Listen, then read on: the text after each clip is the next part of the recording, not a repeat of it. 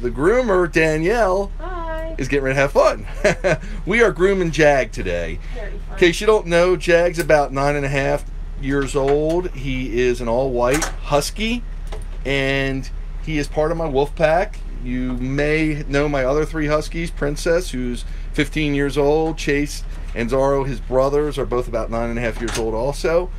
He's a double-coated, woolly, they call it a woolly coat, double-coated long-haired dog. So probably different than most Huskies you've seen out there. Most of them are short-coated or regular-coated Huskies. They don't usually address them or say their name just as double-coated. So Jag said he's going to turn around on you.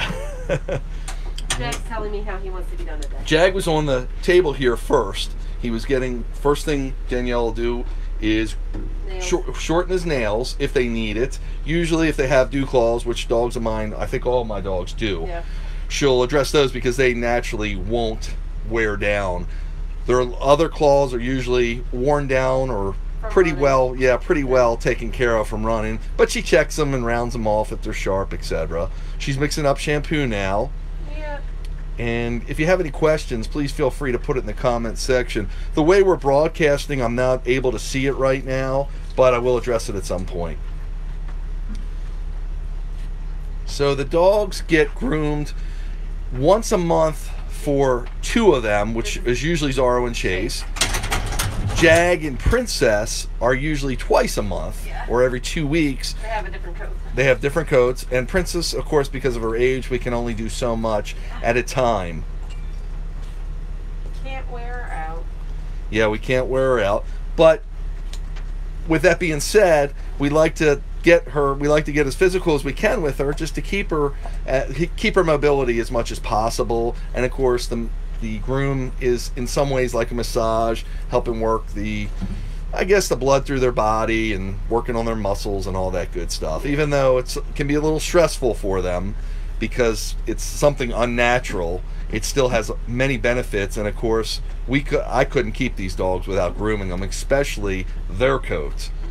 And really any double-haired coat, because they're basically shedding all the time. As we talked before, they have 2 big sheds a year where they really blow their coat.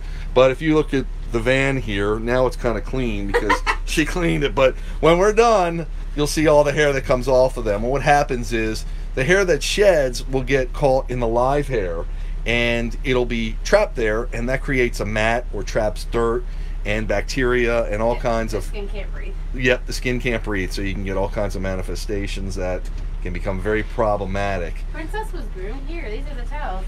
Yeah, look at these are the towels. If you could see the hair coming down, it's snowing. We like to say there is snow on the ground here, by the way. Yeah, there actually is. You might get a glimpse of Princess. She's circling the van when she knows. White. Yeah, we call her the great white, like a great white shark. She's curious, and that's truthfully one of the reasons I think that for her longevity and why she's tough. So active. Yeah, she's tough, and she's curious. Yep. And that's why I always tell people, training, their curiosity is always good. They're sniffing, they're tasting things, and they want to know what's going on and what was there before them, and then they want to leave their scent usually in different places, which I pretty much encourage it all as long as we're out in the wild. Because I tell you a funny story. One time we were training, when I was learning from my master trainer, we took other dogs out because we co-mingle them, especially when these guys were young. Socialization's so important. And there was a woman there. She had her dogs, and one of my dogs went up to her and just peed right on her leg. Lifted his leg. So, oh my gosh, I'm so sorry. Dominance. So, yeah, they can show dominance with people. There's a lot of other dogs there, so that nature, that behavior comes out in them. You're mine. So that we discourage, of course, but they were young and didn't know better. And female dogs will do that just as well. Yeah. They'll lift Princess her. Is no Oh yeah, she'll lift her leg. Someone out there might think she's a male the way she'll mark an area. tried to mark me the first time. She did try to mark you. Not today, sweetie. Yes. Yes. And also they have scent glands on their pads, on their paws, so they'll kick the dirt back. So people say, well, why do they kick back usually after they go to the bathroom? They're spreading their scent, marking the territory, letting other animals that may come there know that they were claiming it, because back in the day, before they were domesticated, such as wolves, etc., that's how they used to claim a territory. So Jag's getting his head washed. He's getting his head washed. The temperature of that water, what's the temperature about? Probably about like 78. 78 degrees. It's not hot. It's not hot. It's just, if you see it steaming, it's because the door is open behind us. Yeah, normally we wouldn't keep the door open, yeah, because we close it to just make the dog feel more comfortable and for safety purposes. Yeah. But because I'm here, we need the light. We need the light. We're providing that for the camera, and we're gonna give you some other views of the dogs if they come up, the other dogs. So if it's too warm, they don't like it. If it's too cool, they don't like it. These long-haired woolies, all the double coats, like your Goldens or woolly Huskies or woolly Akitas or anything with hair like that, St. Bernards, Newfoundlands, all these big heavy coated breeds tend to like the water cooler because they are so insulated against the heat and cold. They do. They don't like the water warm really at all. Right. Because they overheat. Yes. So that's why the water is not super warm for these guys, and dogs honestly shouldn't be having super warm water anyways, because they're way higher than us. Average temperature is from 100 to 101. Right. Average dog temperature, so the water should never be super warm. The water should never be super warm, as Daniel's saying, as I move the camera to show you Princess. Now, she's 15 years old. She just got her groom, and she, again, is an all-white Husky that I've had since she's been 4 years old. So I've had her for about 11 years. The family she came from had to rehome her. So, and they were up north, and it's funny because I kind of did an interview with them because, of course, they love their dog very much, and they wanted to know I would be able to handle her. A Husky is a lot of dog, and she has had puppies before. That makes them a little bit more of a dog, if you will. On top of that, she's just very dominant. So they were concerned that I would be able to handle her, and I've had other stubborn Huskies as bad as her, but I had a male like that. She's a female, so she's a lot of work, but she was still able, and they were really amazed at how we were able to train her to be off leash and to do the activities that I do with them, because a lot of the activities I do are like second nature to them. They're instinctual, but you have to, because they're so instinctual, especially with a Husky, such a high prey-driven dog, you have to be able to control them. Yep. So it takes working with them, but through the training system I learned from my master dog trainer, it works perfectly. It's incredible. You gotta make it their idea. Yep, always. No Husky will work for you if it's not their idea. Yes, and they have to know you are the final word. Yeah. Because once they think they can manipulate you, they will. A Husky, especially. All dogs are similar in a lot of ways. Yeah. No snowballs. This wise guy wants to throw a snowball at me. Sorry, I tipped you off. I saw her look. But Dan, say hi to the folks at home. Yo. So this is Dan. You might have seen him on dog trips with us before. Dan does it all. He's part of the WooFDriver pit crew. He goes on dog trips. We do ghost hunts, if you don't know. Part of the werewolves, we call ourselves, because I actually got into ghost hunting by taking the dogs on trails, of course, seeing all the abandoned structures and remnants from days of the past. And a lot of them were on the east coast of the United States in Maryland, so a lot of the structures and everything date back to the Civil War and before, but there were a lot of Civil War battles in the areas we go, which are relatively close by. So we started ghost hunting, and we actually have a professional ghost hunter that goes with us, and we're getting certified. We've done so much, just so you know. I'm jealous. I've never been on one. Yeah, see? You got to go. Actually, part of our team, we have, because I'm involved with something called the Presidential Pet Museum, and you can look me up online under Bill Hellman or WooFDriver, and the historian that works with us, and one of the writers, we took them on one of the ghost hunts so they could see because they were so interested. And it was really cool. And we'll take you sometime, Danielle. Yeah. And folks, before we do runs, again, I don't know if you've seen me before. Whatever Husky channel you're looking at me on, I'm called WooFDriver, WOOF-driver. I do adventures. Thank you, Jag. Yeah. Just want to make sure. Groomer takes the bath right along with him. Groomer takes the bath with him, is what she says. And most dogs will do that. They'll shake to get the excess water off of them. That's how they dry off naturally. That's how they dry off naturally if they're out in a rainstorm or swimming, whatever. But I call myself WooFDriver, and I do all kinds of ventures all over the East Coast of the United States. We've gone as far north as Cape Cod Rail Trail in Massachusetts, and points south as far as almost Tennessee. So, he's like, bye. So she's wrapping him in a towel. She's picking him up. He's about 46 pounds. Yeah, he's not heavy at all. He's not heavy. He's actually small for a husky, in stature especially. He's small. Short. Yeah, he's super short. He's smaller than most female huskies. Don't let the size fool you. Yeah, don't let the size fool you. He's one of the most dominant. Yeah, they mostly back off when Jag gives them the sign. So size has nothing to do with it. And of course, everybody watching this has probably had some experience with smaller dogs who can be pint size, and they think they're the boss. So size doesn't mean anything in the dog world. Napoleon syndrome. No, that's right. You know that too. Yeah, I do know. I'm short too. I'm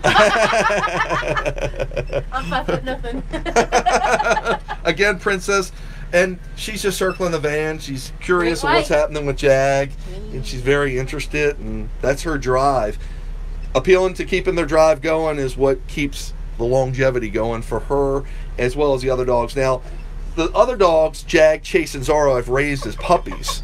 So look at her. She's still on it. She's still on it. She does. And so since I've raised them as puppies, they've known this adventurous lifestyle their whole life. So they've gotten a lot of exposure. Yeah, they've gotten a lot of exposure, and they've sowed a lot of their wild oats when they were young. So I have a small fence in the back for huskies. Most huskies, you have to keep a fence at least 8 feet. Most people recommend 9 if possible. And they could still leap that. So, and you have to make it so they can't dig under it, whether you pour a concrete footers, concrete barriers beneath the dirt, or sometimes people put wood, whatever. With these dogs, I do have the barrier because I know they like to dig. I had these guys as puppies, but my fence, believe it or not, is 5 feet. So I planned on it. We got it put in before they were old enough to really leap that far. And what happened was they've never tried to challenge that fence since I've had them, so I've never had to go bigger. Now, I do use a GPS collar just in case something would happen, but it also is kind of like a Fitbit. It's an AKC link. But it's so interesting how they've never tried to get out of that fence. They usually, I send them out in the yard, and they usually want to come right back in. And I attribute that to them just getting all the entertainment and getting all their wild oats sown out in the field because we do so many adventures. So people, look at her, which she's rubbing.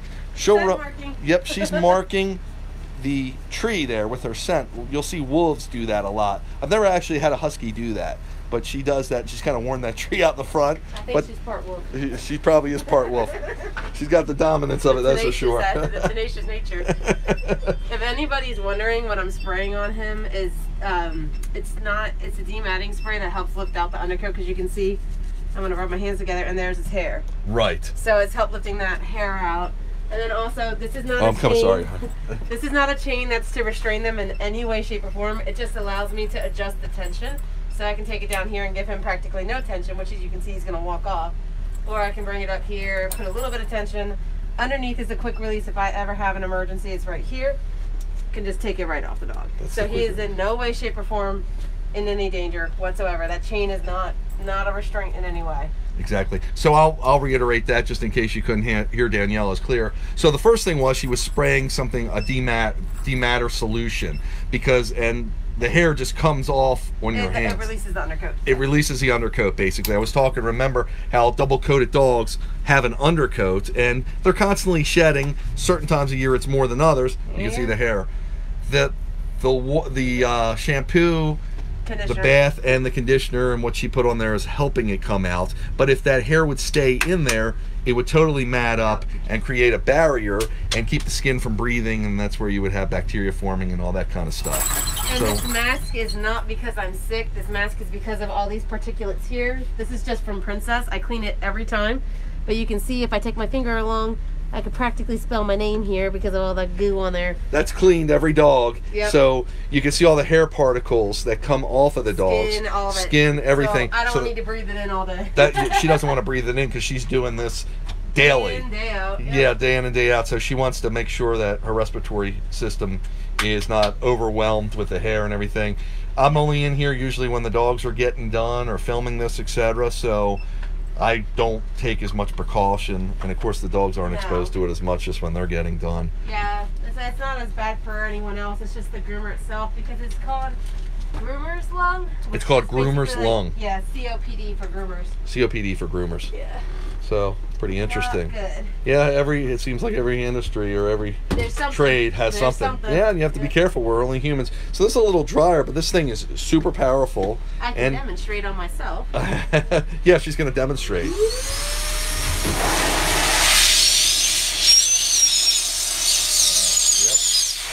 I can adjust it so it won't be as strong out here. That's what gets the hair out. Now, if the dog was sensitive to the sound, she's got a cap hoodie she could put on them, but my dogs are not sensitive to it. They show no sensitivity to it.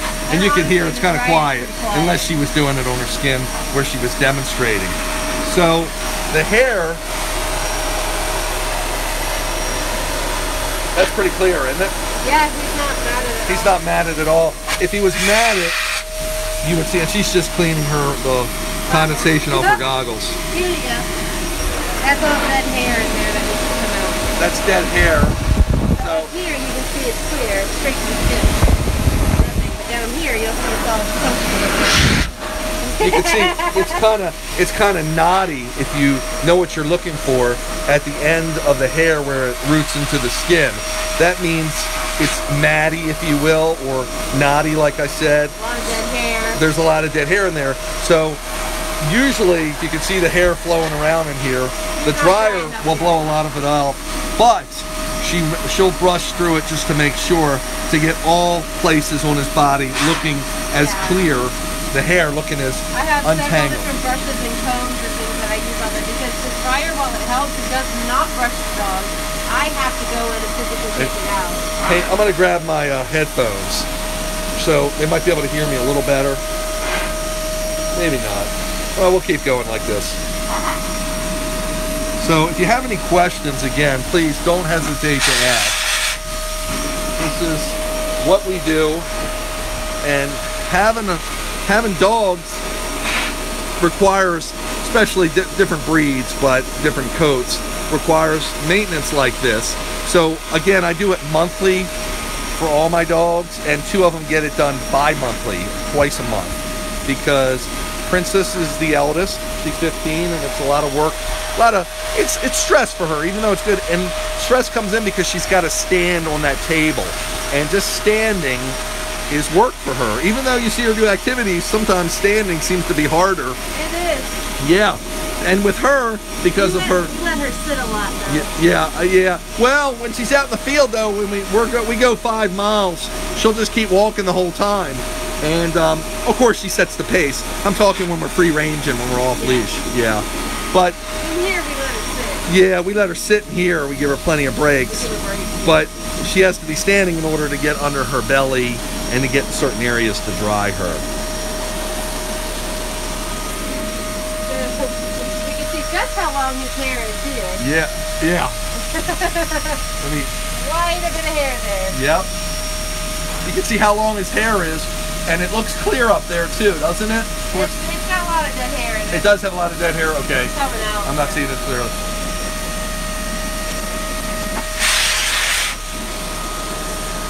Any double coat is getting them 100% dry. Okay, I got a delivery here. I'm going to leave this. Where can I leave this film? Thank you. She's going to drive.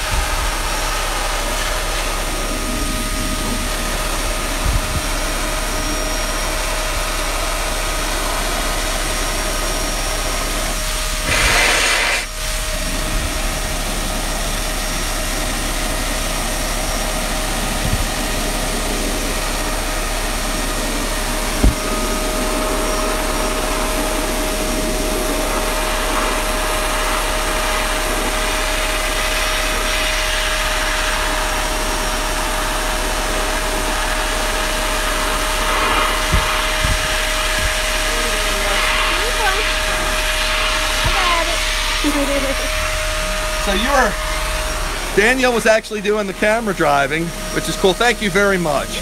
I don't know if you can see all this hair, but I was not disturbed. I had to tend to a delivery. I'll show you. This is actually for the dogs. So this is what I feed the dogs. I do a couple different kinds. This is called a barf diet. It's raw food. A lot of people ask me. This is a new way they're packaging it. So it is frozen, and I actually feed it to them frozen. Remember, Huskies are a northern breed dog, so they have the ability, and in the wild, they'll typically eat frozen food.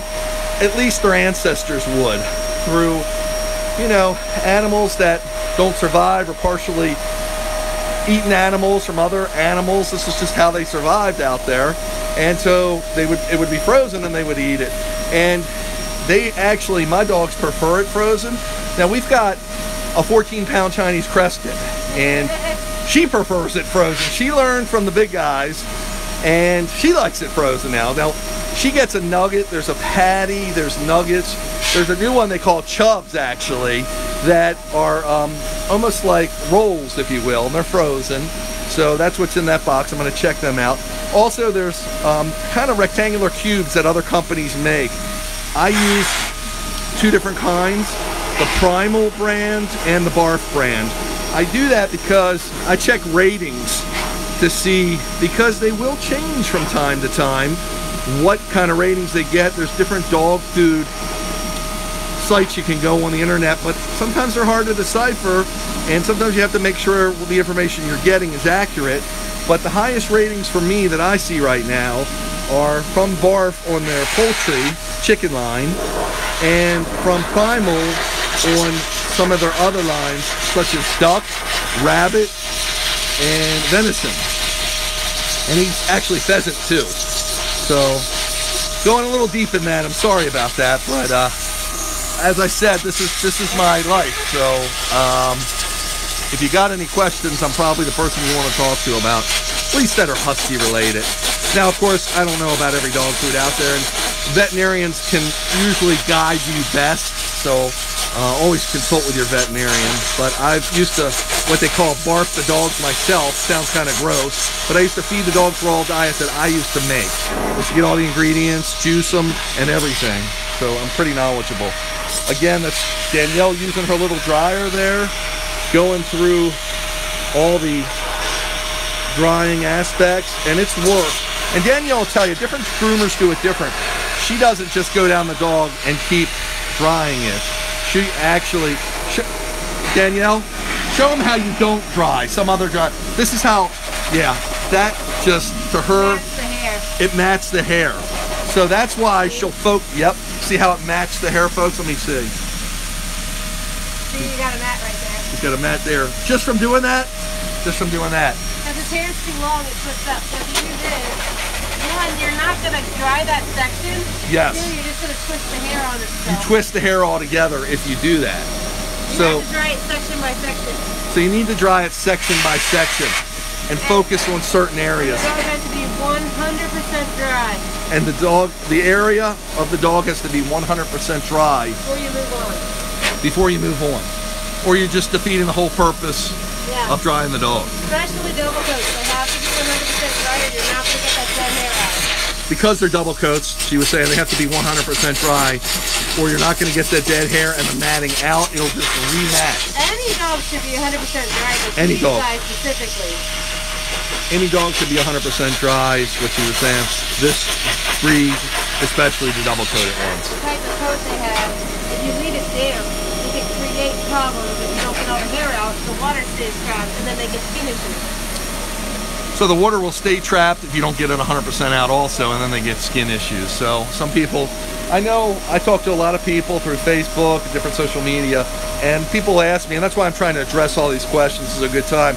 People ask me about grooming, food, and training. So getting a little bit of everything in here. Kind of relaxed today. So again, if you don't know me, I'm WooFDriver. I do about 3 to sometimes 5 dog adventures a week with my dogs. Try to broadcast them as much as possible. I'm probably one of the most, what's that? That's probably the most active. Active. Yeah, one of the most active people. I'm doing this again recreationally. It's not professionally. What I mean by that, we're not doing any competitions. I'm just doing this for the dogs because I love to. Yeah, I'm just doing this because I love the love of the dogs and the love of nature. And the groomer loves you for it, for working your dogs. Groomer loves me for it, for working my dogs. Well, that again is another part of the grooming necessity, because sometimes these guys, what they go through, sometimes it's extremely muddy, sometimes they're thorny, sometimes they get mad at, even though it's only been sometimes as little as 2 weeks, like I was saying, because of the different water areas we come through. We go trucking through the woods in a lot of places, and we go through the trails. So again, groomers in general appreciate well-trained dogs. Yeah. So they're not bouncing all over the table and like trying to, you know, jump off and hurt themselves. Right. They're relatively calm for Huskies. Princess is still a little high-strung, but most of the Huskies that I raise from puppies are relatively calm because, again, I let them do almost anything they want as long as they know a couple of rules. Howdy, you can put that right there if you don't mind, right on that box. Thank you so much. Have a great day. Appreciate it. So, taking care of another delivery. This place can be busy here, as you see. So, as I was saying, the dogs are off leash a considerable amount of time. Actually, the biggest problem with them is they're not leash trained. I almost never have them on a leash, except for when they have to go to the veterinarian's office, or pretty much that's it. So, but they are trained on leash. But people ask me, well, how do you stop them from pulling? And that's a little challenging. And in my case, because we're so active, I don't want them to stop pulling, but I do want them to know when to pull hard, when to really engage themselves. So dogs are usually trained, active dog lifestyles. When you put a harness on, they're ready to work. They'll pull their heart out. So some people put a harness on to walk their dog, which is a great idea because it's less stressful on their neck. But when I put a harness on, that's the green light for my guys to let it rip, basically. So when they have a collar on, that's when they should be a little more gingerly and not pull. And it usually works for these guys because they've lived that lifestyle their whole life. Put the harness on and let's go. Put the collar on, we need to keep it calm. So when you run a dog like I do on the side of a bike or a sled on wheels, if you will, when the harness is on, a lot of times I'll have a regular collar on too, in case I would need to walk them somewhere, so they'll keep without engaging too much pulling. And I wear a special vest that I designed.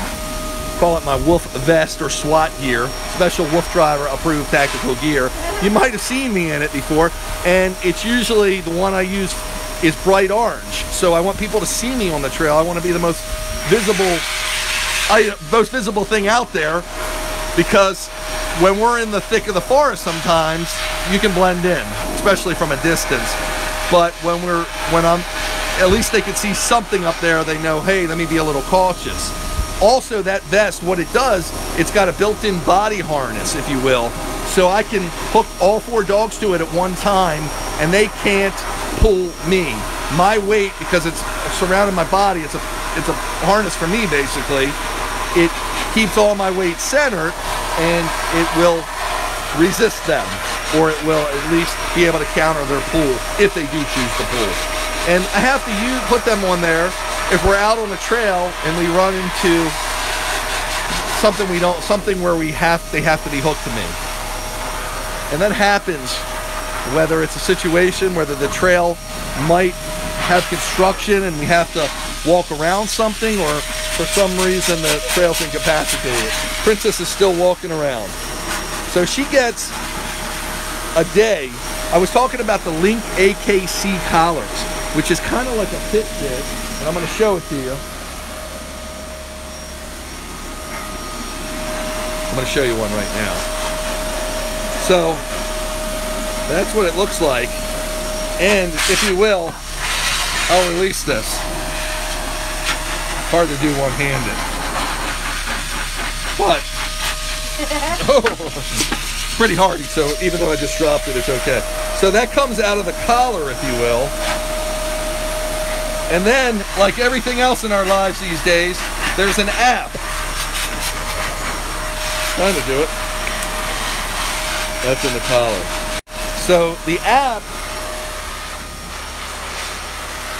will tell you where the collar's at. The collar's on the dog. That's usually where the dog's at, of course. And what kind of activity the dog's had for the day and how many days you've had it on him that he's had activity, whatever. And what that's really good, I'm not necessarily sold on the idea that it's measuring anything except for some unit that programmers put in there. But by that unit, I'm able to compare it daily with the other dogs and with themselves once I get a record of how much they've been doing. So I can say, according to this, the dog did 80 minutes of activity. Now that's not truly 80 minutes, I don't know what it is, but that's what they say. So Princess, just to give you a gauge here, Princess, they say most dogs, according to AKC, should get like 72 minutes of activity a day on the way they rate it. Princess averages anywhere from 250 to almost 500 daily, just from walking in the yard before we get ready to go on our activity, or from, if we're here on the weekend, we're quiet here, the dogs are usually kind of hunkered down, chilled for the weekend. Not her, she'll get high amounts then, 400 to 500 usually. So, and I can see, like, if she doesn't have that high of a day, why she doesn't. Like, I'll say, well, was she tired today? I think about what I did yesterday. Maybe she worked too hard yesterday. Maybe it was too stressful because the next day she didn't get as much activity, according to, again, my Link AKC, which is like a Fitbit monitor. And I can see the other dogs, how much they get. When we're on an adventure, it will also measure them. They have a feature on there that you can say, hey, we're doing an activity, and it measures them, and it makes a nice little map and everything of your activity. I don't use that, but that feature's in there as well. The greatest thing, one of the greatest things also, is when we're out out somewhere, I can always see where the dogs are at. Again, they're with me. Sometimes they're off leash. They're usually not out of my sight. But in the summer months when we go to a lot of farms and the crops are high, like corn, soybeans, etc., I can't run through the crop fields because I'll damage it, but I can let the dogs meander through there. They enjoy it, and I want to, again, let them sow their wild oats.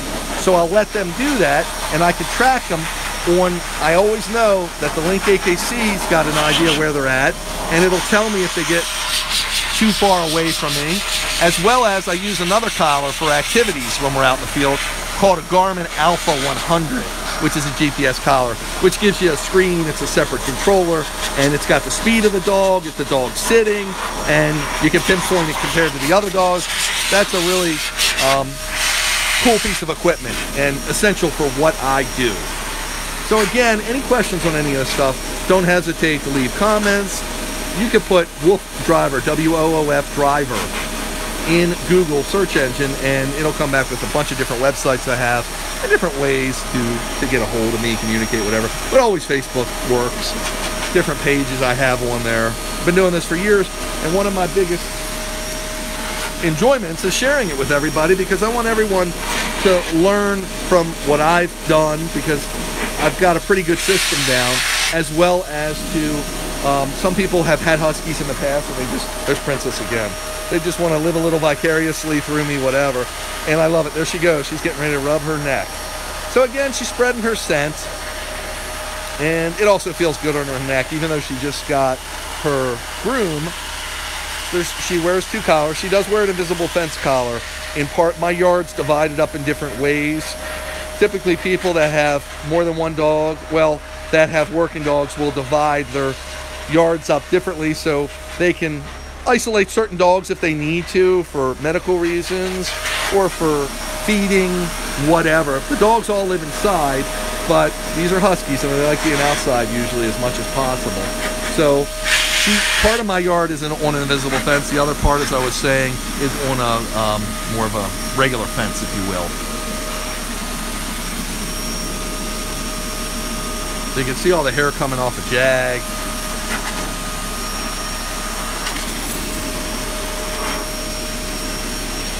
temperature here right now is probably in the 40s. We've got snow on the ground, as you probably saw.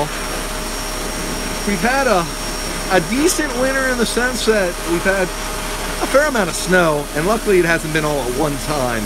Small dosages, which the dogs have really enjoyed. And there's been some Arctic days, Arctic temperature days, but for the most part it's been relatively bearable. Now, I take dogs out in all kinds of weather, whether it's Arctic cold or snow. I get caught in snowstorms, snow squalls sometimes, even rainstorms. So I'm always prepared with different equipment. The dogs are always prepared with their coats.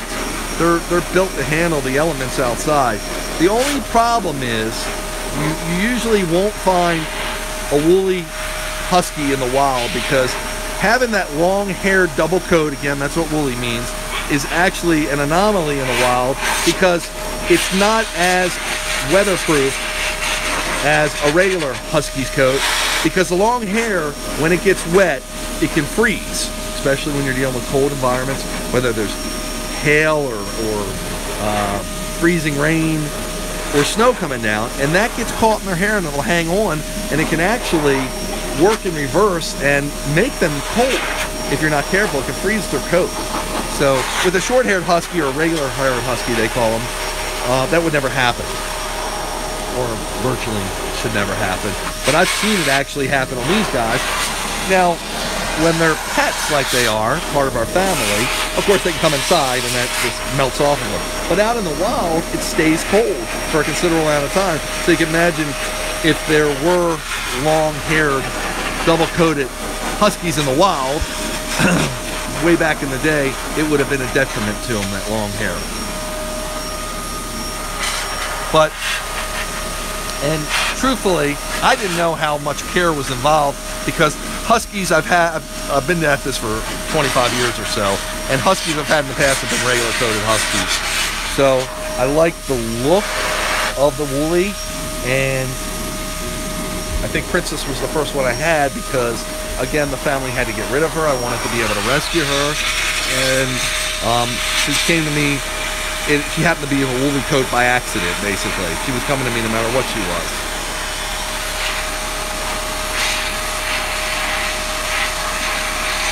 She's still popping around.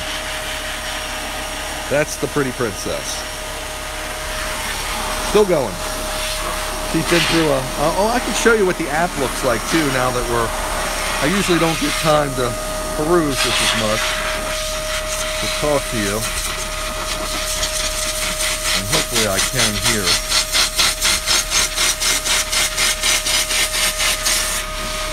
So, this is Princess's collar. I don't know if you can see. So that's AKC. Her collar, if you can see on the top left, there's a light bulb icon. I can turn a light on it. To the right, in the center, it tells me how much battery life's left. To the right, there's an audio button, or speaker, so I can make a sound. Her activity is right there, 212 today. That's her location with me, and different ways around the app. I can switch to a different dog if I want. Now, the audio and the light feature is really nice, because thankfully, I've never lost the dog with the collar on, but I did lose a collar once because we were on an adventure, and the way the collar hooks in the holster of the collar, which I just demonstrated a few minutes ago, sometimes it's not a great design. Most dogs it works fine for, but again, we're so active and the dogs are wearing different gear, for different activities, that taking it on and off, it can get caught on it. You wouldn't know it unless the collar notified you that, hey, the main part of the collar fell off. So it did fall off on me once. We were on a trail, and I was able to get it to make audio noise. That was during the day, so the light wouldn't help me, but I was able to put some audio tones to it, and I found it. And I thought it fell off on the ground, so I'm looking on the ground. When I heard the audio, I said, wait a minute, that's coming from above. It was actually on a post. Someone had found it in that short bit of time. It was only, within a half hour or so when I went back. And if I didn't have the audio, I would have never looked on the post it was on. They also make, now I bought them after that, another kind of collar that can fit into the Link AKC, the unit itself, that is more secure for active dogs. Around here, when they're at home, they only need the collar like that. That won't come off of them. But when you're out in the field and you have different harnesses and different equipment you're using, it stands a chance of coming off. So, hope that makes sense. So Danielle's just moving him to a different point, different hookup point on the... Is that a groomer's helper? That's not a groomer's helper, right? Now, just a bar above. A groomer's helper. But nothing else. Nothing else. A groomer's helper comes off the table sometimes. Like if Princess was having a tough time standing, like she may sometimes because of her age, and we have to get under her belly to dry her, we'll put what they call, it's another arm that can come on the table. What's that? It's basically a belly band. So it wraps around her belly so it'll help keep her supported. Oh, right there. So if you can imagine,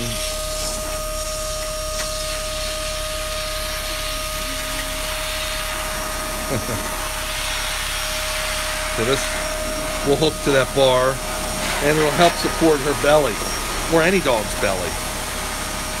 And again, it's called a belly band. So there's a lot of little tricks to the trade here. I know a lot of people, for expense purposes and sometimes convenience, will groom the dogs themselves.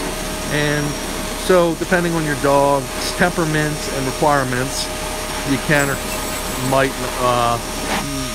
choose to do that. But also sometimes if you ever get a chance, if you do it yourself, you can ever spend any time with a groomer and learn some of what we're saying here, or watch my video and get some ideas here. Jag is a really mild-mannered dog. Nothing seems to bother him like this, so he's really good on the groom. He's not too vocal during it either. Last time, I don't know, we made a broadcast. Chase is probably the most vocal husky I have. He likes to sing in the shower, basically, so he's out here singing all day long.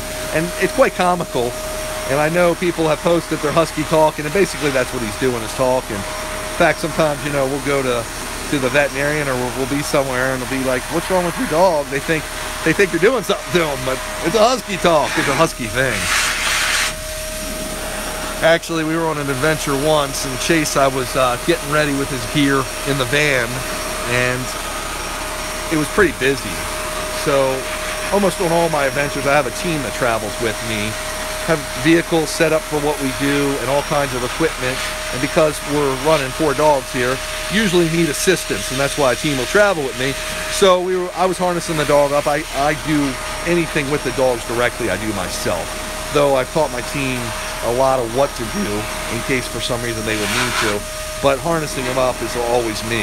Harnesses can be a little funny putting on dogs, and I use so many different harnesses that some of them are challenging even to me if I haven't used one in a certain time. It's been a little while.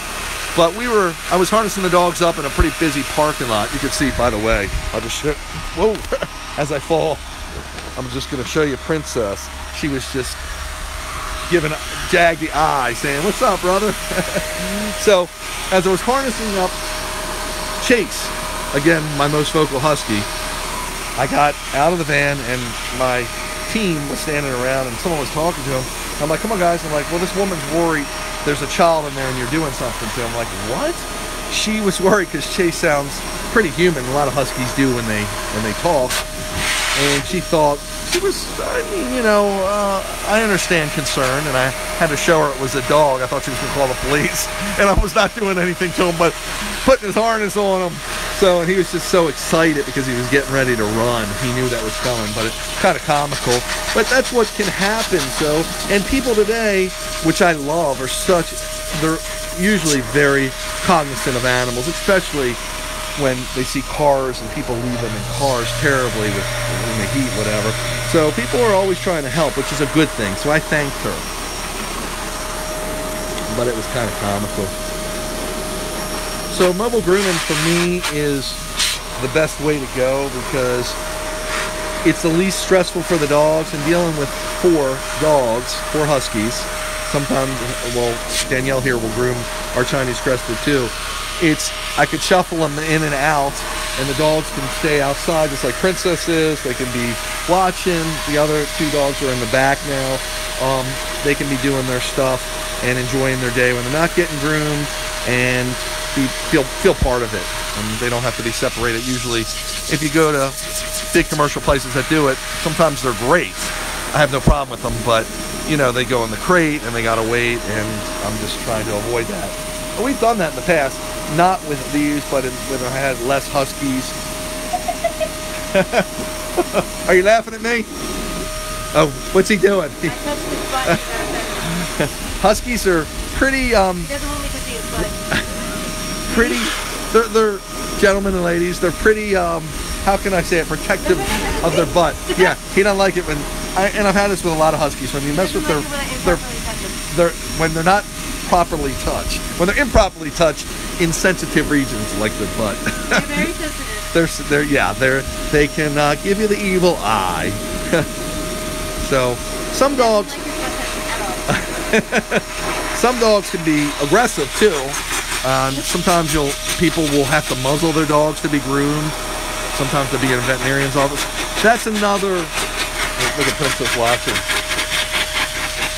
She won't get in there. She'll look at it. She's talking to Danielle now. You would think she'd go to sleep after that groom, wouldn't you? Not Princess. I would, but she would. I would too. I like being there sleeping. Nap time. So with the dogs, you'll learn that some of them can be a little more sensitive about any of the stuff, grooming, any hands-on stuff. Aggressive, and your dog is a biter in any way, shape, or form. You forthright with that groomer. Be honest. We are not going to sit there and say we're never going to groom your dog. Right. But we have to know, because if we get bit, we can't quit. Right. And she's saying, great. Well, I have to make sure I'm on the right thing here. She's saying that if the dog is aggressive at all, or a bite or whatever, always let the groomer know so they can take proper precautions. Forewarned is forearmed. What's that? Being forewarned is forearmed. Yep. Being forewarned is important. But because with not dogs, only can we get like injured and things like that, but your dog can be quarantined, and some dogs are quite. yes. Yeah, it's not good. Well, and that's a reason, again, I like my dogs being handled a lot so they get used to it. So when they have to go to the veterinarian, when they have to be groomed, if they do have a mat or an issue, when we're pulling on them a little bit or addressing it pretty intimately, for lack of a better term, they're okay with it. And the more handled they are, the more okay they are with it, because they realize you're not going to hurt them. They like it, But they tolerate it, exactly. I mean, who would like their hair being removed? Yeah, nobody does. They're really good about it. I appreciate you, Jag. Jag's so laid back and chilled. Jag is, we call him the prankster or the jokester, because when he's out with his buddies, he's always pranking them and jumping them and punking them out and whatever else. That's in here. Yeah, he'll do it in here too. He's on camera, that's why he's not doing it. When the camera's off, he does it. But even usually Jag will accompany one of my team members. Usually when we go in what I call the dog limousine, it says four-wheel drive on the license plate, if you've ever seen it, the big white six-door truck that I had custom made for the dogs. If you ever see us in that, you'll notice that usually we ride with three people: myself, Chris, who coordinates our trips, and Jim, or a co-pilot, will sit in the back seat. Or there's like 4 rows of seating. We'll sit in the rear. We'll sit in one of the back seats with Jag usually, because Jag likes to have his space when we travel. He doesn't like being with the other dog. Chase and Zorro travel well together, and Princess we put in her own compartment too, just because she's so excited. She'll just pace the whole time, and we give her her own area to do that without disturbing the other dogs. Jag gets annoyed with his siblings. What's that? Jag gets annoyed with his siblings. Yeah, Jag gets annoyed easily. But Huskies normally are not aggressive dogs towards people at all. So that's why they say never have a Husky as a watchdog, because they'll just lick everybody that comes through the door or enters your yard, whether it's a villain or a nice person. That's her bathtub. And again, this little dryer puts out mega power. You wouldn't expect it. The other dryer is to pick up the hair. So you can see the hair that's come down already. It's kind of easy, not much there today yet. Oh, wait a minute, there is, sorry. She's gonna make it rain, snow, whatever. Yeah, there is a lot, sorry.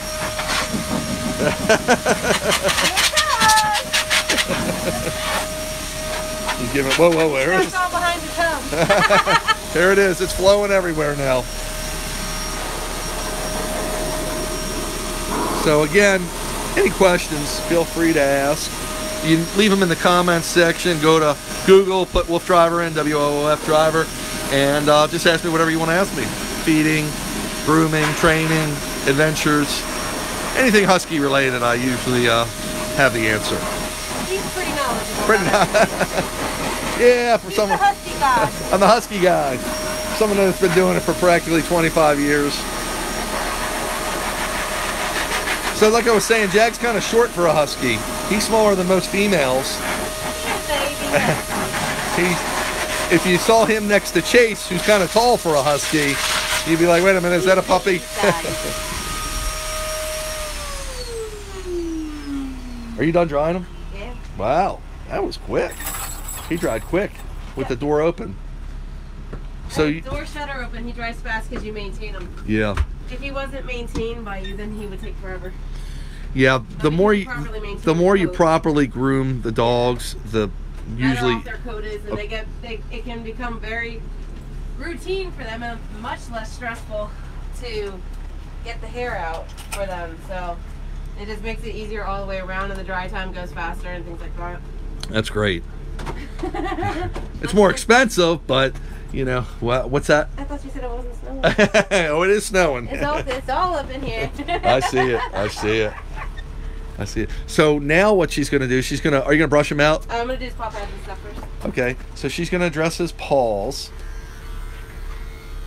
If you want here, you can... I can zoom in like that. Easy. It's just going to neaten it out. So she's cutting the hair in between the paws because what happens is... No traction. They get no traction. Yep. Keeps it cleaner too. They're not tundra dogs, so they don't need the hair to protect their feet. Right. The other thing is sometimes some dogs with hair, some people will cut the hair between their toes because they chew. Yeah, they'll chew, but also something called ice balling. Yep. Where when you're running on snow, especially people that live in areas where they get a lot of snow. Horses too. Horses too. Interesting. Because if they have shoes on, the ice packs up in the feet. Yep, so that's basically what snowballing effect is on dogs' paws. Same thing. It packs in on their toes and it makes their foot or their paw become like a club. Yep. And then they can't run. And I've had it happen to me. That's how I know it so well. People's horses have broken their legs that way. Really? They have? Because their foot was like this and they couldn't get traction. They slid out and slid it to the side and broke their leg. Wow. So that's why... Sorry, former horse person. Yeah, she knows. I used to ride, breed, and train professionally. Did you? Years ago. Yeah. When I was younger and a lot more fit. I'm now Husky. You're funny.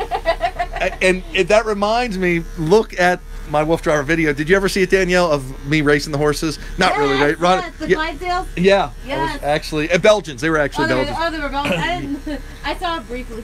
I went to one of the few horse tracks here left in Maryland for training. Most of them are professional horse tracks like Pimlico where the Preakness is. And was able to, I actually work the dogs there sometimes, and one of the people there that boards their horses saw me and said, I would love to have my horses, because they're big Belgians, run with your team on their bike, and we'll put the Belgians on a cart like they're drafting horses. And it was just incredible. So I have that on YouTube, one of my all-time favorite videos. It's just incredible. Sorry, Groomer has the dropsies. Groomer's got a little butterfingers there. So also, but as we were going back to the snowballing effect with hair between the toes, where she's not cutting the hair between the toes, just cutting between the pads, just cutting the hair that extends past the pads. But if I was running them in snow, I might. What happens is you can use a product called Musher's Secret, which is like a wax. It's a non-toxic wax that you put between their pads and between their toes, and it keeps that ice from building up because it'll just slip off. It's a wax again, so it's slippery. But depending how long you're out there and what you're doing, you might might have to keep applying it. You can also use booties. That'll prevent it. And that's why you see mushers use booties. Hate the booties, though. Most dogs hate the booties. That's why I use Musher Secret. Yep. If I go out in snow that will have that effect and the hair's not cut between their pads, which we usually don't do, then I put the Musher Secret on. It goes on real easily.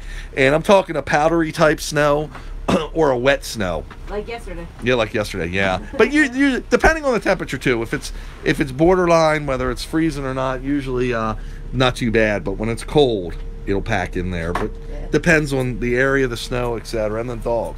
But not all dogs will do it. It's just the ones that have the hair that, at least that's what I find between their pads. So it's pretty interesting. You can see the hair still flying off. So are you rounding it too as you do it? Yes. So she rounds this, which is so cool. I don't know if you can see there, but the paw, the hair is actually rounded. It almost looks like a teddy bear. And technically not supposed to, but most people with double coats like it because it keeps the foot cleaner. Why do you say you're typically not supposed to? Typically, like if you're going by breed standard, you can touch this. Right, but I'm not competing in any. Exactly, and the other thing is that most people, they like it being cleaner. Yes. And you're also not really supposed to cut that much hair on the double coat because it can damage the coat. But on their paws, I don't. So on the feet, it doesn't matter because you're not really hurting it. And I'm not taking a ton off. I'm just taking enough to make it look like it's naturally occurring. Right. I make it look natural, not like it's been shaved. I find when the hair is long on the paws, especially him, he gets so much dirt trapped in there. They do, dirt, debris, all sorts of stuff. So yeah, we usually don't do anything here for glamour per se. That's part of the benefit of the dog looking clean. It looks nice, but we're not doing it for that purpose. We're doing it for maintenance because, again, I'm so adventurous. These coats, they get dirty. They look white because a well-maintained coat that's been properly conditioned gets dirty by mud, and the next day that mud is all dried up and a lot of it has gotten out of the top layer, so they look stark white again. It's amazing. You can see the side-by-side of trimmed and untrimmed. That's trimmed and untrimmed, just so you see it, folks. Untrimmed, trimmed. Untrimmed is on the left, trimmed is on the right. Yep, that's true. So it looks like it just looks natural. It just takes the Grinch feet, as we call it in grooming law. The Grinch feet. Takes the Grinch feet out. We call it Grinch feet. Right. Now you can see all the hair that'll trap dirt in there too. Yeah. But again, a lot of times I'll run the dogs and people will see them, especially when it's muddy in the spring and the summer. We'll be out in the farms and I'll be doing a live broadcast or posting pictures. Some people will be like, oh my gosh, your dog's so muddy, you need to get him groomed tomorrow. And he probably doesn't have another groom set for another 2 weeks or so, but because I'll take him the day after we groom him. And believe it or not, the next day they'll be like, well, that was quick, you got him groomed. They'll be like, no, actually the mud all dried up, the coat's well maintained, it just comes off of them. In where they sleep, I'll find a big pile of mud, basically. that actually a vacuum will clean right up. It's just dirt at it's that dirt. point. Yep. It's dried up. Yeah, so. It's not mud. But if the dog had mats in them and the coat wasn't maintained, and some of these products we use today are silicone based, so they repel it. Yeah. Yeah. If we didn't use the products and maintain it as well, it would stick to the coat and it wouldn't come off so easily. And the horses, the product is called Show Sheen that they use. Show Sheen? Yeah. What's your product called? Because I thought that was, you give me the... Yeah, it's the same thing. Okay, you it's can the use same. it on dogs. Yep. It is silicone based. Normally you don't want to do like a lot of stuff like that on certain breeds with certain types of coats because it can weigh them down and things like that. It can. But this particular type of coat is perfectly acceptable and encouraged because it helps release that dead coat out of there. Mm-hmm. And helps also repel dust, dirt, and urine in between because that's what a lot of show people use for horses is Show Sheen. Show Sheen. Yeah. Interesting. And it's dog safe. It's also recommended for dogs. It's just mainly based an equine based product. But if you read the label, it says dogs, horses. Right. Everything. It's not like I'm using a horse product on a dog. Right. Understood. I know you wouldn't do that. It's safe for dogs. It's funny because if you are out there and you're looking at groomers or you want to see what your groomer can do, there's a big difference between groomers that do double coated dogs and that don't do double coated dogs, especially long-haired double-coated dog, that's even a higher echelon that you would be looking for. But people that don't understand the double-coated breed won't get the hair out. Yeah, there's other dogs obviously besides Huskies that are double-coated, but yeah, they need to. It's important if you have a Husky. I mean, well, there's a difference in like length of hairs is what you're aiming for. Like you have a smooth-coated Husky and a rough-coated Husky. Right. You have a rough-coated Collie and a smooth-coated Collie. You know, there's different things. So that's the thing. When you say rough coat, you're talking woolly. That's the same long hair, one. yep. So rough-coated Collie, smooth-coated Collie. I have both. You have a Bernese Mountain Dog and a Greater Swiss Mountain Dog. One has long hair, one doesn't. So that's the difference, and therein lies the difference. You have to be able to have brushes that have tines this long that can get down in there, and you see all his hair coming out. Yep. So it's not like the dryer took it all out. You still have to get to the skin to get it out. If you do not get to the skin, you are not getting the dog brushed out. Interesting. All right, let's swing you around, baby. So she's again going over the importance of brushing to the skin, because if you don't do that, you're not. Well, and I also use a comb too, so. And why do you use the comb? It gets to the bottom, so you can see if I pull and I just yank, it's not going to go through. Right. And that's because he's got that hair in there. So I have to just gently and carefully brush to help lift that out. And now, with just this little bit of dead hair gone, which you can see is coming out in the comb, it'll just slide right through like butter. And look, if you see, I'm splitting the hair to the skin at the top of his head. Yep. That's his actual skin right there. So this is sliding right on in, and it's just going to go whoop right on out. If you can do that, it's brushed out. It's brushed out. If you can't do that, see where? Yep. It's not brushed out. So you would just brush the ends first, and then work your way to the skin, and then that way it can then go right through, just like that. And notice he's comfortable. He's not stressing at No, all. he's not at all. This is. I'm not just yanking the hair out. Right. If I was just yanking the hair out, so it's kind of like us. You should always brush from the bottom to the top. So you want to make sure you get the end hairs first to open, and then that way you can go to the skin and get it in. And this is literally going to his skin. You can see as I'm pulling down, it's going right on through, and it's pulling all that out. Gotcha. And that's why we use a comb as well as a brush. It's not just one or the other. It's a combination of different tools on these guys. Yeah, it's so important that these dogs, especially with these long-haired double coats, are maintained well. Yeah. But the double coat too, just the double coat, it's like a smooth double coat, like a regular Husky or a smooth coated Collie. You know, you still need to get them done too, but the longer hair is a lot more, it's a lot trickier. Yep. It's a lot more intense, labor intensive to work with. And a lot of people will not properly get down to the skin, which is where all the trouble comes in. Down to the skin, yeah. Yeah. So you can see I can just take this comb right on through like it's butter. So just goes right through that hair, and it is touching. You can see his leg moving as I'm tapping. So I am going all the way down. Yep. There's no, I don't halfway do anything on these dogs. Yeah, if you halfway do it, it's just like anything in life. If you halfway do it, it's going to come back to get you at some point. I'll bite you in the booty. Yep. So do everything right, and that's why it's always good not to be in a rush and just take your time, because and these dogs are not fast. Yeah, they're not fast. It's an hour and a half, 2 hours, easy every time. Yeah. And then on bad days, it's 3 hours for one dog. It could be as much as 3 hours for one dog. So it's not like I come here in a hurry to get out. So. Yeah, we're just. I just plan to stay all day. And this is the third dog she's done today. Yeah. Princess got done, and Chase got done. Yeah, Chase was first, Princess second, and now. Chase, now usually Chase only needs to be done once every month. 4 weeks, yeah. But because he had some surgery on his paw, he had a benign growth removed, but he had to wear the cone head and all that stuff. So the cone of shame. The cone of shame. So and it was a pain in the butt to heal that thing. Mm-hmm. So we had to keep him from getting groomed for almost 2 months. Yeah, so he's a little behind, but we're catching back up. Yeah, he got mad at, and of course we're catching back up. The matting is the least of the worries. You want to make sure that his where he had stitches and where he had surgery healed first. Yeah. Yep.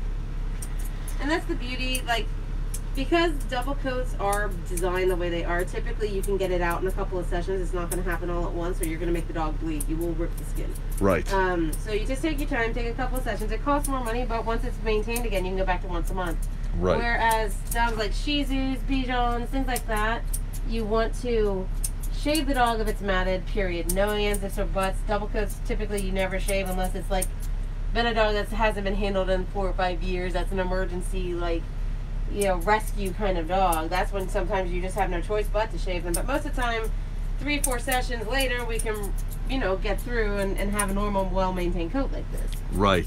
But Shih Tzus, Bichons, and whatnot, you cannot, because their hair is just like a human's, and you do shave it. You do shave it. Yeah. You have to shave that hair, because otherwise it's just going to keep on building up. And when a hair mats, when the hair on a dog mats, it not only pulls, it twists to the skin. So it twists down like a dreadlock on a person. So if you think about it, dogs like Shih Tzus and Bichons, they have hair more like a human. So think if you didn't brush your own hair every day, what would happen to you? Like if you didn't take care of yourself. So you got to maintain any dog has to be maintained. Double coats are a very specific type of maintenance. You have to make sure you have somebody who knows what they're doing. And I'm not tooting my own horn here. It's just in general, I've seen a lot of people who claim to be groomers who really aren't in general. And it's not just double coats. I'm talking all breeds that these people have not done very well with. So really investigate your groomer. I'm saying this on behalf of all groomers. Please, please. We are like being witch hunted because of things that are happening that any groomer like myself spends years, and blood, literal blood, sweat, and tears into their studying and things like that. And we just ask that you find a reputable groomer. Like, don't just go to anybody. Don't take it at their word that they are a groomer. Investigate. Any groomer worth their salt is going to sit there, talk with you, take the time to talk with you, and answer any questions you have. So that's the main thing. Like, you need to really investigate, do your homework. If your dog has any issues whatsoever, like Princess has high blood pressure, and the way we found that out was she was on the table when it happened, and she was going into an episode, and I called him in here immediately, and I said, she needs to go to the vet. And that's how we found it, was because I'm a former vet tech and I have training, and you know, basically her life has been saved through medication now. So that's the thing, like, groomers are also your dog's first line of defense, because we see your dog more than a vet does. We see your dog, we handle your dog, we feel your dog, we know these things about your dog. Like the other day I was saying, and I just slipped, I was saying that, you know, Princess has more bumps here, you know, this, that, and the other. There's things like that. I've caught lymphoma on dogs. I've caught all sorts of stuff. Osteosarcomas, which are cancers, by the way. And the dog wound up living. So it's, you know, there's lots of different things that groomers have to do. We have to be behaviorists. We have to be technicians, you know, medically, veterinary. You know, we have to be dog trainers, behaviorists, all of it, because otherwise we'll get shredded on a daily basis if we don't know how to handle a dog. There are several dogs that if you do something in a certain way will set them off, and they will just go for you. It's not all about sunshine daisies and playing with puppies all day like a lot of people think. It's work. It's work, but we love our jobs, and that's why we do it. So love your groomer. If you got a good groomer, show him some love, give him a hug. Like, we literally kill What ourselves. about people doing it themselves? Because there's nothing wrong with that. We encourage you to learn how to do basic things for your dogs. You don't have to, if you feel that you can professionally do a professional level yourself. But also sometimes it's money, you know. Yeah, more power to you. We will, you know, most groomers will say, hey, go check out X, Y, and Z to help you learn so you can maintain your dog. People lose their jobs all the time. Yeah. And, you know, I have taught several people how to maintain their dogs, you know, that didn't want to do it, but did it because they want to make sure their dog is okay. And then they wound up coming back to me once they got back on their feet. You know, there's no judgment with groomers. We are happy to help you out to make sure your dogs are okay. Like you said, any groomer worth their salt will show you proper ways, we will help you. and you can teach you. And there's self-service areas you can go to wash your dog. Yeah. You don't have to do it at home. They have professional ways to keep your dog safely attached, like she does here. Like, you know, $70 for this comb, $60 for this brush, $150 for these shears, $400 for that. You don't have to buy the crazy stuff that we do. We do it because we do dogs on the daily. We're doing 8-10 dogs a day. We're constantly abusing our equipment. Right. You know, my clippers alone are $500, and those are $150, the little ones you saw. So that's why we have such expensive equipment. We will tell you quality equipment that you're gonna want to get if you're gonna do your own dog, but you don't have to have our level of stuff. Like, Right. We will show you what you need. We will tell you what you need. Shampoos, things like that. There's all sorts of stuff we will. But some dogs, as you see certain dogs, because you've made recommendations on shampoos, like on Gigi and everything else. So, and Gigi's the Chinese Crested, who has skin issues. Almost all of them do, because they're hairless dogs. All of them do. They all get blackheads and all this stuff. So, but yeah, and Danielle will also do Dan, part of my WooFDriver pit crew. You saw him earlier if you were watching this whole video. She'll do his dog, and she recognized right away that he could use some oil in his diet. A lot of dead skin. A lot of dead skin, and he asked me, what do I use? And I told him I use a salmon oil. There's probably a million brands out there, but the one I'm using seems to work great. Their coats, my dog's coats are oily. What are you doing now? Just cleaning? Hey, he doesn't like the dryer anywhere near the section of his face, so I'm just lightly massaging it to get the water out. Right. And the type of dog he is, I don't need to dry his entire muzzle, and it's pretty much dry on its own. But yeah, it was pretty much dry. He doesn't like the dryer anywhere around here, which I don't blame him. So I don't fight the dog. I just do what the dog can tolerate, and then I work on it and build from there. And he's just never liked the dryer near his face, so I just take the dryer from here back. Interesting. That way it doesn't disturb him, it doesn't upset him, he doesn't stress out every time he's in the van. Again, knowing your dog. But every dog's quirky. Every dog has something. No they dog do. is perfect. Every dog is quirky. they all have. That's why we love them. They all have their own personalities. They all are. You just have to know your dogs and figure out what works with that dog and go from there. Like, that's the key. Well, just what I was saying that you said about his coat, his skin was dry. Yeah. We got him some salmon oil, and from what I understand, it's been great since we've gotten it. That's what he says. Yeah. I'm going to be seeing him in 2 weeks here the next time. So I'll be able to tell you definitively if it looks better. That's cool. That's cool. Yeah, but my dogs, you can feel the oils in their coat because I give them a regular. It's in their diet. Not only that, they're also water repellent. Yep. So. Yep. Like any of your water repellent dogs, like these guys, Chesapeake Bay Retrievers, your Labrador Retrievers, any of your duck-tolling dogs. Sit down, baby. There you go. Good boy. Things like that, they're naturally water repellent, so they're going to have a lot of oil content. And if they but that helps supplementing it with the oil. It does. That's what I'm saying. If they lack it, they're going to have a lot of dead, dry skin, which is what he has. And that's what she's saying. She's on the first line of defense. And you see this as you work with a dog, especially a groomer, because she knows what she's looking for, or he knows what he's looking for. I mean, we literally have our hands on dogs, hundreds of dogs a year. And we see them a lot of times 2 to 4 week schedules. So we see them way more than your veterinarian does. By the way, folks, I might lose you because this battery's critically low and I don't have anything. I didn't expect to do this long in the broadcast. So if I do, please, if you haven't already, go back in this video if you haven't seen the whole thing, because we said a lot of really good, important stuff. He's hugging. This is Jag hugging right here. He's hugging. I'm not restraining him in any way. Not at all. He's hugging. They're all lovable. That's the most important thing. So I guess I'll sign off so I don't have a rude departure, rude exit. But once again, I'm WooFDriver. You were live with me as we were grooming Jag, my husky. Please check me out. Subscribe to my pages, what you're interested in. There's a couple in there. Some specialize in urban mushing. Some are just about the huskies getting a little buck wild.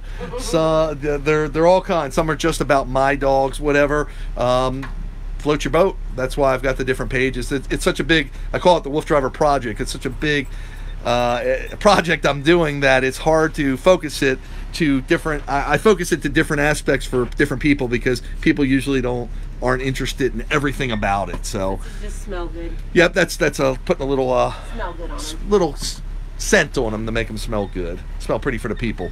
Well, so that's one more thing. Never spray in your dog's face because their olfactory senses, the way they use their nose. Never, ever, ever, ever put a spray in your dog's face. Yes. Because it can really disturb them. Great. Well, thanks so much, Danielle. Thanks everybody for tuning in. I'm WooFDriver. Hope to see you soon. Jag is complete anyway.